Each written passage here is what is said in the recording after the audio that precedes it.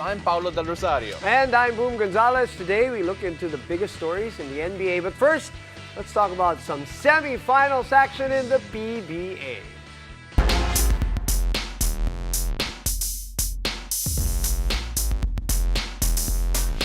Well, it's semi-season for the top 4 teams in the 48th season of the PBA's Commissioner's Cup. And of course, there's no better point of view than someone who shared the floor with all of these teams. And let's now all welcome the Meralco Bolts, Aaron Black. Aaron, how you doing? Good. Happy to be here. It's so great to see you back on the floor again. I know you had a bit of trouble health-wise. So let's focus first on the season that was. Because for Meralco, ibang klaseng season eh. Brutal. I think 3 tournaments, if I'm not mistaken. You played in the ESL, the PBA, and a tournament in Dubai, in Qatar rather. Basically started before everybody else. We started around August, played 6 games in 7 days, as I was telling you guys a while ago, in Qatar. And after that, it was just head-on for us. Had the ESL, and those games were no joke. We were playing the top teams in Asia, and then you have to come back and play PBA games. A lot of great experiences for us, but in the end, we probably lost some gas. Had a lot of injuries, including myself, throughout the conference. Even our import, Sue, our first import, who did tear his Achilles. So it's been tough, but very good experiences for us at the same time. Traveling, playing different formats, different styles because syempre, in the ASL, you had to deal with 2 imports and all of these things. Okay, you, physically, where are you now? Right now, how have you been since? Just trying to get some rest now, recover. I had a couple of knee injuries, so trying to get back into shape, make sure that I'm ready for the next conference. All Filipino is coming up in a couple of weeks, so I'm ready for that. It's a very unique situation for the Meralco Bolts. You mentioned medyo naubusan towards the end of this conference. But what do you feel the team gained from all these experiences, considering that at the end, okay, you were tired, but then coming in the next one fresh, how do you feel this experience would help in that?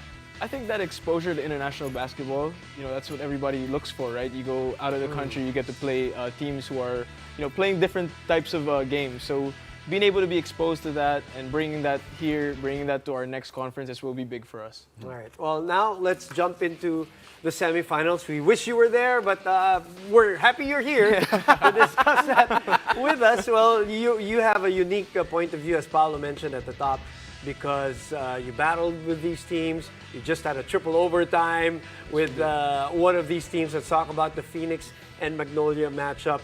2 great games yesterday, Paul. So let's start with that.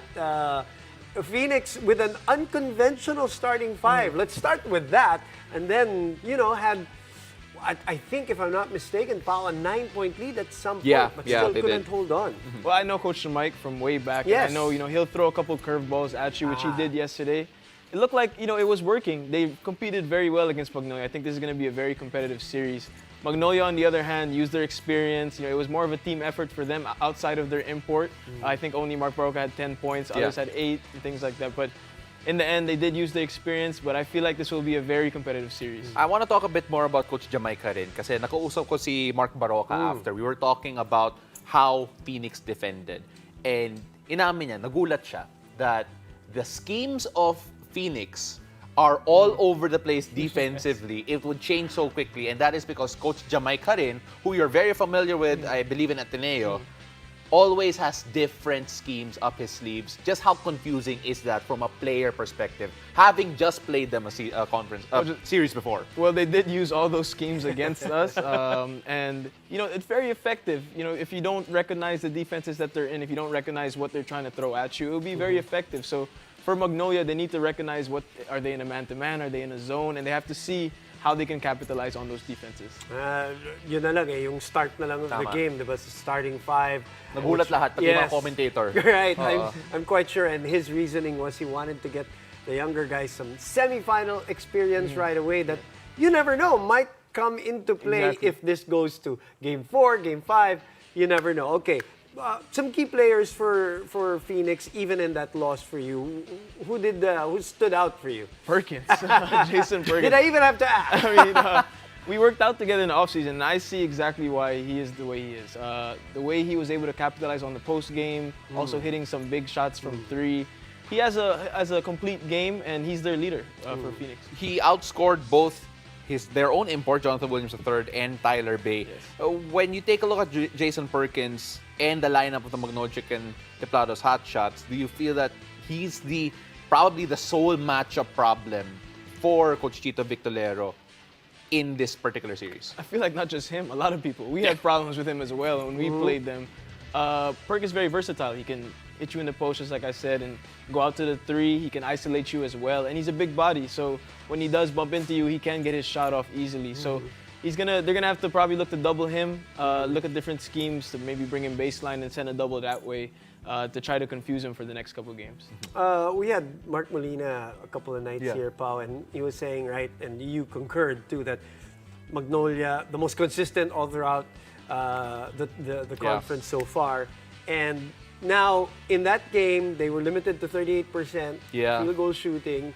Paul Lee had a struggle shooting at least, but they still pulled it off. So, if you're Phoenix, how do you come back from something like that, especially a young team? If you're Magnolia, knowing that you kind of, what would be the word, escaped with a win? Is that a survived? good way to say They it? survived with a win, yeah. Well, if you're Phoenix, you want to continue to bring that energy. They have a lot of youth on Magnolia, and you want to bring that energy, bring that intensity. You know, they pick up full court, just like Magnolia does. Okay. On the other end, Magnolia, you want to maybe slow the game down a little bit, get to your go-to guys like Paul Lee, Baroka, their import as well, and make sure that you get key guys on Phoenix on defense. Make sure you key in on Perkins, you key in on their import. Import of Phoenix didn't really have a good scoring game. I'm sure he'll be more aggressive next game. They have to key in on him. Moving on to the next matchup, Barangay Ginebra against the San Miguel Beermen. San Miguel escapes with a 92-90 win, courtesy of poor rebounding on Barangay Ginebra's part towards the end and a turnover from Scotty Thompson. Escape na naman yung Escape. ginamit Sobrang na. escape. Okay. They take a look at what happened though numbers-wise. Benny Boatwright averages around 40 points plus per game. And he had an off night by only scoring 23. Yeah, off night. Only 23 points. But And mababa ang field goal. 23 on 23 shots yata. yeah, 43% from the field.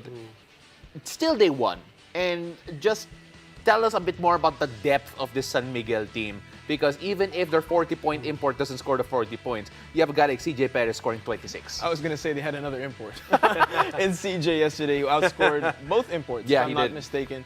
He had Junmar with 18. You had other guys like Jericho contribute.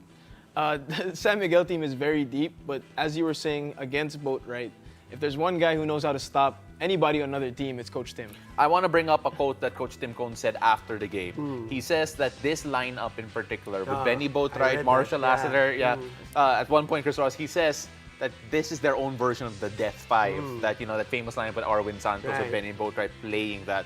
Times 2, times 3, times 10. Times 10. Something like that. When you hear that comparison, I don't know kung naabutan mo yung Death Five. did. You did, right? Is there similarities there for you?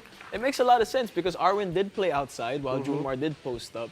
And you see Benny Boatwright, he's 6'9". Yeah. He shoots maybe even better than I think so, yeah. Arwin So does. far, at Yeah, least so far. And at the same time, he does have different aspects to his game. He can go to the post, he can hit the mid-range and things like that. So it clears a lot of space for Junmar and everybody else when you have somebody who can shoot like that. So I would say it is a Death 5, a new version. But all in all, 21 points from C-Stan, Yeah. regardless of that, that ending yesterday. Tony Bishop had 20 and 11.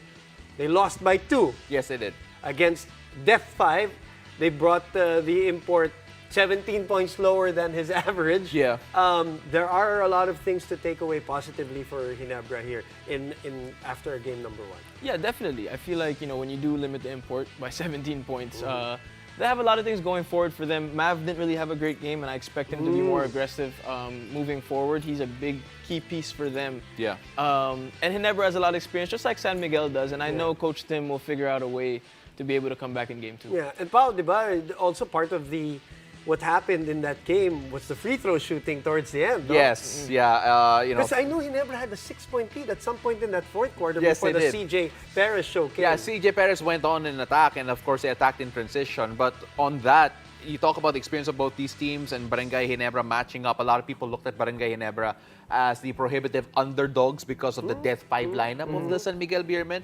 Question is, if you're a Barangay Ginebra fan, what is your biggest positive from that game that will give you hope going into game 2? Well, the fact that they actually had the game. They had the game. Just like you said, they were up by 6. They had the game. Couple of breaks, turnover here, a couple of missed free throws here and there, and they probably win the game. Yeah. So, moving forward, we understand this is a very close matchup between both teams, and if you're a Ginebra fan, you're looking forward to probably a long series. Well, let's see. Let's see what happens there. And of course, we're not done with you yet. You're going to be sticking here. We're going to talk more hoops in just a bit. Just the way we like it. How much do we love Pinoy sports? With all our heart, all the time. Download Pilipinas Live now.